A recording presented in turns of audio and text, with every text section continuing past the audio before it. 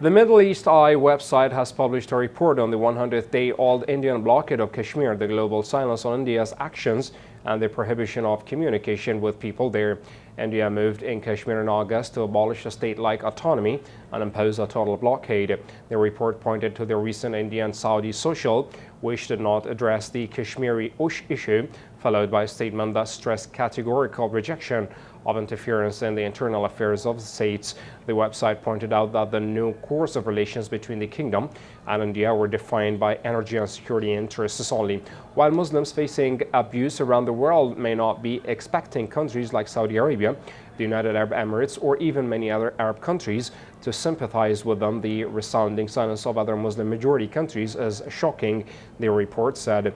The report added on Tuesday the blockade of Kashmir will reach 100 days and little has changed on the ground. Tens of thousands of additional troops sent in the early days of August are still deployed in the streets and in front of people's homes, while drones are flying in the sky to observe and monitor programs designed by the Israelis, which provides the armed forces with details of what is happening on the ground and help them identify the identities of the bombers.